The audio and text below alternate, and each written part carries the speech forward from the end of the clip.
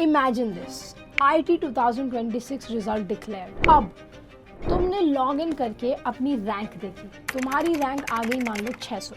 वहीं पर तुम्हारा दोस्त चिंटू, उसकी रैंक आ गई 3200। वहीं पर तुम्हारा एक और दोस्त है बंटी, उसकी रैंक आ गई 22,000। सबके मन में एक ही सवाल होगा, आसपास के जितने लोग हैं वो भी उतना ही कंफ्यूज्ड होंगे कि जितना तुम अभी कंफ्यूज हो। यार मुझे कौन सा आइजर मिलेगा, मैं किस कॉलेज में जाके अपना रिसर्च का जो ड्रीम है उसको पूरा करूं। अब देखो एक चीज समझना, खाली ऑल इंडिया रैंक के बेसिस पर ना कॉलेज अलॉट नहीं होते। कॉलेज अलॉट होने के 3 मेजर क्राइटेरियाज होंगे। पहला, कितनी सीट्स बची हैं। दूसरा, तुम्हारा ऑल इंडिया रैंक कितना है।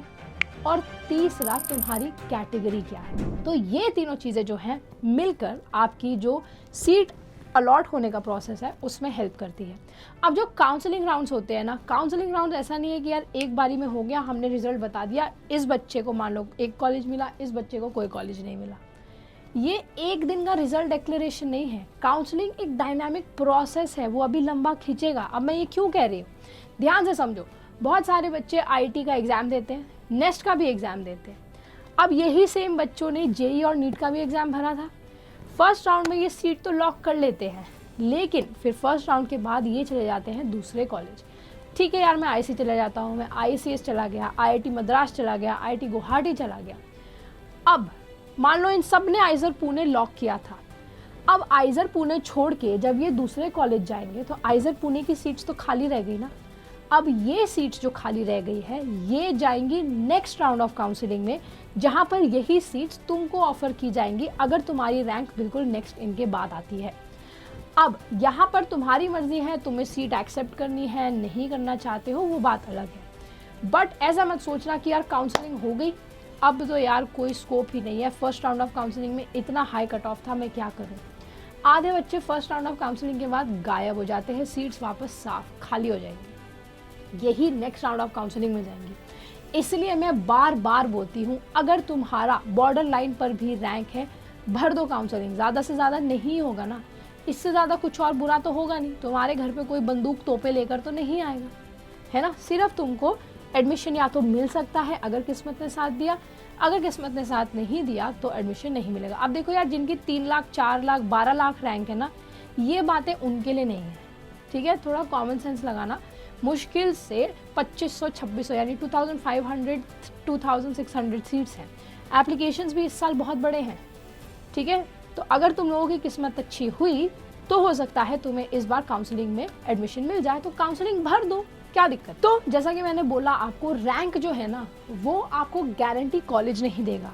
रैंक आपको एक अपॉर्चुनिटी प्रोवाइड करेगा। कॉलेज कैसे लेना है, ये स्मार्टली आपको प्रेफरेंस कैसे भरनी है, ये जो गेम प्ले है ना, ये आपका अपना होगा, ठीक है।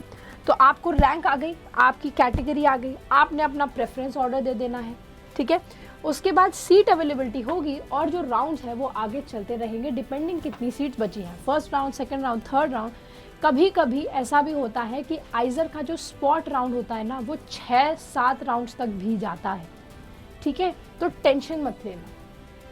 अब आ जाओ रैंक के बारे में बात करते हैं। अगर तुम्हारी रैंक 500 के अंदर है, जनरल कैटेगरी की बात कर रही हूँ, अगर 500 के अंदर है यानी कि तुम एक स्ट्रॉन्ग कंटेंडर हो। इसका मतलब है कि तुम्हारे पास हाई चांस है तुम्हें सब में से कोई भी आइसर अपना मिल जाएगा। अब यहाँ बच्चे गलती क्या करते हैं पता है, मेरी तो रैंक कम है, मैं सिर्फ 1-2 कॉलेज भरूंगा, सारे कॉलेज नहीं भरूंगा। अरे क्यों भाई, अगर मान लो तुम्हारे पसंद का सब्जेक्ट उस पर्टिकुलर कॉलेज में हुआ नहीं, दूसरे कॉलेज में होगा, और अगर तुमने वो कॉलेज भरा ही नहीं है तो तुम कैसे फिर सारी चीज़ें हैंडल करोगे। बहुत बार बच्चे ये गलती करते हैं, ओवर कॉन्फिडेंस में आके क्या करेंगे, वो बोलेंगे यार चलो यार एक कॉलेज भर दिया, मेरी तो रैंक 500 से अंडर है, चलो बढ़िया। लेकिन अगर उनका सिलेक्शन नहीं हुआ इस पर्टिकुलर कॉलेज में, अब सेकंड और थर्ड राउंड के लिए वो क्या फ्लोट करेंगे, कुछ भी फ्लोट नहीं करेंगे। क्यों, क्योंकि उनके पास कोई कॉलेज ही नहीं था। तो 1 या 2 कॉलेज से भरने से अच्छा है अपनी जितनी भी कॉलेजेस हैं साथ के साथ आइजर, ICS कोलकाता, IIT मंडी, सॉरी मंडी नहीं मद्रास, गलती हो जाती है, फीवर है मुझे, समझो। IIT मद्रास हो गया आपका, IIT गुवाहाटी हो गया, इन सब की प्रेफरेंस भर दो। हाँ, रैंक अगर कम है तो जो हाई कट ऑफ वाले कॉलेजेस है उनका प्रेफरेंस नीचे भरना, जो कम कट ऑफ कॉलेज है उनका प्रेफरेंस ऊपर भरना, ताकि फर्स्ट राउंड में ही तुमको कॉलेज अलॉट हो जाए। नेक्स्ट आती है सबसे इंटरेस्टिंग रेंज, 500 से 1500 के रेंज। यहाँ के जो बच्चे होते हैं ना, वो मोस्टली कंफ्यूज ही रहते हैं कि यार मुझे पुणे मिलेगा, कोलकाता मिलेगा, मैं क्या करूँ। वो देखते हैं अच्छा पिछले साल यहाँ पर इतने मार्क्स गए थे तो मैं इसके हिसाब से ये कॉलेज भर देता हूँ। लेकिन बच्चे सबसे ज़्यादा गलती पता है क्या करते हैं? वो सबसे ज़्यादा गलती ये करते हैं कि वो सिर्फ लास्ट ईयर का कट ऑफ देखते हैं, वो ट्रेंड नहीं देखते। वो ये नहीं देखते कि किस कॉलेज का कट ऑफ कितना जंप किया है। मान लो अगर 10 था पहले, नेक्स्ट ईयर में वो 30 हुआ है या 20 हुआ है, तो वो जो जंप है वो +10 का आया है या +20 का आया है। तो ट्रेंड एनालाइज किए बिना अगर तुम बिना सोचे समझे ही कॉलेज भर दोगे तो तुम्हारे पास यहाँ पर जो तुम्हारा एक वो स्ट्रैटेजी, एक वो माइंड गेम होता है ना, जो तुमको खेलना होता है, ताकि स्मार्टली ही, देखो हर बार हार्डवर्क से काम नहीं चलता है, कभी कभी तुमको थोड़ा ना स्मार्टली और प्रैक्टिकली भी चीज़ें अप्रोच करनी पड़ती है।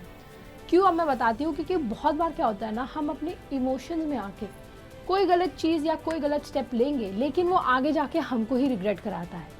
अगर हम इमोशंस हटा दें, ठीक है, सिर्फ लॉजिक के बेसिस पर आगे काम करें। अब ये कैसे करोगे?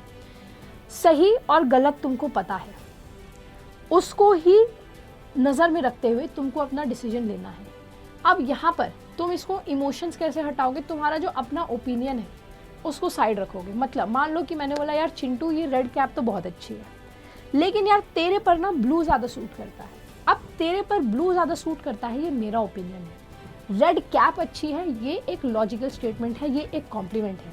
वहीं पर अगर मैं बोल दूँ ना लेकिन तेरे पे ब्लू ज़्यादा सूट करता है, वो मेरा ओपिनियन है। तो हमको अपना ओपिनियन हटाना है, हमको लॉजिकली सोचना है। ये प्रॉब्लम है, ये सोल्यूशन है, ये ट्रेंड है, ये मेरा प्रेफरेंस है, तो आपको इस रेंज में ये करना है। अब अगर तुम्हारी रैंक 1500 से 3000 के बीच में है, यहाँ पर तुम्हें लगेगा कि यार मुझे कुछ नहीं मिला, तो शांति। सबसे पहले दिमाग को शांत करो, एंग्जाइटी थोड़ी शांत रखो, ठीक है। दूसरी चीज़, यहाँ पर तुम्हें वेट करना है, क्योंकि तुम जितना ज़्यादा वेट करोगे उतना ही तुम्हारे लिए बेहतर होगा। क्यों? तुम्हें लग रहा है कि यार चलो चलो चलो, मुझे काउंसलिंग के लिए जल्दी से मैं काम करता हूँ, स्पॉट राउंड में आइजर पुणे भर देता हूँ और आगे चलता हूँ। अब अगर इस रैंक पे 3000 की रैंक पर तुम आइजर पुणे जैसा कॉलेज भरोगे, मान लो स्पॉट राउंड में भी वहाँ सीट ही नहीं बची, फर्स्ट सेकंड थर्ड राउंड में फिल हो गई, फिर बाकी कॉलेजेस का क्या? तुम्हारे हाथ से अपॉर्चुनिटी हाथ में थी, तुमने खुद छोड़ दी। वही था ना, फिर वो इमोजी आता है ना, हाथ एक स्टिक फिगर हाथ में दिमाग लेके, ये लो भाई तुम्हारा नीचे गिर गया था। वही हालत यहाँ पर भी हो जाएगी तुम्हारी। तो यहाँ पर वेट करना, फर्स्ट राउंड में तो एक्सपेक्ट मत करना, सेकेंड राउंड में भी मोस्टली कॉलेजेस एक्सपेक्ट आप कर सकते हो जिनकी रैंक लगभग 2000 तक की होगी। उससे ऊपर वाले जो बच्चे हैं at least third round, fourth round, fifth round तक वेट करना। क्यों? क्योंकि बहुत सारे बच्चे जो होते हैं ना, सेकंड थर्ड राउंड के बाद हार मान जाते हैं और अपना जो एप्लीकेशन है ना उसको विड्रॉ कर लेते हैं। अब यहाँ पर जो बच्चे लास्ट तक टिके रहते हैं ना, उनको एडमिशन मिल जाएगा उनके डिज़ायर्ड कॉलेज में। अब अगर तुम्हारी रैंक 3000 से 5000 तक है, तो यहाँ पर तुमको अब सब प्रेफरेंसेस भरने की ज़रूरत नहीं है। यहाँ पर तुमको समझना है कि मेरे लिए ये रिसर्च एनवायरनमेंट जो है वो अच्छा है, तो मैं इस कॉलेज का, क्योंकि इसका कट ऑफ भी थोड़ा कम जाता है, तो मैं इस कॉलेज का प्रेफरेंस भर देता हूँ। ये जो दो रैंक है, रिसर्च फर्स्ट और वेट एंड वॉच वाली रैंक, यहाँ पर समझना कि यहाँ पर आपका पेशेंस बहुत टेस्ट होगा, यहाँ पर आपको बहुत ज़्यादा वेट करना पड़ेगा। लेकिन अगर आपने हिम्मत नहीं हारी तो हो सकता है स्पॉट राउंड आते आते आपको किसी आइजर में एडमिशन मिल जाए और आपका भी रिसर्चर बनने का सपना इस साल ही कंप्लीट हो जाए। अब नेक्स्ट आ जाते हैं वो बच्चे जिनकी रैंक 5000 प्लस है। इन बच्चों को मैं पर्सनली एडवाइस करूँगी कि हो सके तो काउंसलिंग फॉर्म फिर भी भरो, ठीक है, बिकॉज यू नेवर नो कि कितने बच्चे कॉलेज जो है विड्रॉ कर ले। बहुत बच्चे ऐसे होते हैं जिनको लगता है कि यार कॉलेज बहुत दूर है, हम जा नहीं पाएंगे, हम रह नहीं पाएंगे, तो वो अपना कैंडिडेचर जो है वो विड्रॉ कर लेते हैं। तो मैं इनको यही सलाह दूंगी कि अगर यार देखो तुमको अपने मन का डिज़ायर्ड कॉलेज नहीं मिला, देखो 5000 प्लस पे मैं झूठा दिलासा नहीं दूंगी, मुश्किल है, ठीक है, यहाँ पर मुश्किल है, बट तुमको नहीं पता कि हो सकता है कि तुम्हारे पास जनरल कैटेगरी ना हो, तुम्हारे पास कोई मतलब दूसरी कैटेगरी हो सकता है उसमें तुम्हारा सिलेक्शन हो जाए। लेकिन जनरल कैटेगरी वाले लोग, अगर तुम्हारी रैंक 5000 प्लस है, मैं पर्सनली एडवाइस करूँगी कि सारे राउंड ख़त्म होने तक वेट करना। जब तक स्पॉट राउंड नहीं सारे ख़त्म हो जाते, भले ही वो स्पॉट राउंड 9-10 चले जाए, वेट करना, ठीक है। चाहिए तो साइड बाय साइड तुम अपने किसी नॉर्मल कॉलेज में एडमिशन ले लो। क्यों? क्योंकि यार देखो, अगर तुम्हें आइजर नाइजर जैसे इंस्टीट्यूट्स में एडमिशन नहीं मिला, देखो ऑफ कोर्स ये टॉप इंस्टीट्यूट्स है अगर रिसर्च की बात आती है तो, लेकिन ऐसा नहीं है कि अगर मुझे इनमें स्पेसिफिकली एडमिशन नहीं मिलेगा तो मेरा जो करियर है वो ख़त्म हो जाएगा, राइट? ऐसा बिल्कुल नहीं होने वाला है ना? तो यहाँ पर अपना जो प्रेफरेंस है उसको एक बार भर देना। अब यहाँ पर भी जो लोएस्ट कट ऑफ वाले कॉलेजेस होंगे उनको पहले प्रेफरेंस लिस्ट में डालना, जो हाई कट ऑफ वाले होंगे उनको सबसे लास्ट में डालना। हो सकता है कि तुम्हें तुम्हारा डिज़ायर्ड कॉलेज ना मिले, लेकिन ऐसा नहीं है कि तुमको तुम्हारा डिज़ायर्ड सब्जेक्ट नहीं मिलेगा, ऐसा नहीं है कि तुमको तुम्हारा डिज़ायर्ड फ्यूचर जो है वो नहीं मिलेगा। एक कॉलेज ना कभी डिसाइड नहीं करता है कि आपका फ्यूचर क्या बनेगा, वो आपके अपने हाथ में रहता है, ठीक है। तो निराश मत होना। मुझे पता है कि घर पर से प्रेशर होता है, सोसाइटी से प्रेशर होता है, आपके पीयर ग्रुप से प्रेशर होता है, लेकिन अगर आपने ये हैंडल करना सीख लिया तो आपके लिए उतना ही अच्छा है। अब अगर तुम्हारा भी सबसे पहले यही सवाल आता है कि मुझे काउंसलिंग में कौन सा कॉलेज मिलेगा, मेरे रैंक के बेसिस पे कौन सा कॉलेज मेरे को मिलेगा, ये सवाल ही गलत है। तुमको अपने से पूछना चाहिए मुझे करना क्या है, मुझे कौन सा सब्जेक्ट परस्यू करना है। अगर ये सवाल तुम अपने आप से पूछ सकते हो और तुमको लगता है कि हाँ यार मेरे को ये करना है, तो उस बेसिस पर तुम अपनी आगे की लाइफ जो है वो सेट कर सकते हो, उस बेसिस पर तुम अपना जो फ्यूचर है उसको संभाल सकते हो। अगर तुमको भी लगता है कि तुमको यार एक रैंक एनालाइजर चाहिए ताकि मैं बता सकूं कि मेरे को ये लिस्ट जो है, ये लिस्ट है, ये मेरी प्रेफर्ड लिस्ट होनी चाहिए। देखो किसी का अगर टॉप रैंक है, उसने एक पर्टिकुलर सीक्वेंस में अपना कॉलेज भर दिया, उसने तो अपनी रैंक के हिसाब से भरा है। अब अगर आपने सेम लिस्ट कॉपी और पेस्ट कर दी तो क्या आपको लगता है कि आपको उतना ही प्रेफरेंस मिलेगा जितना उसको मिलेगा?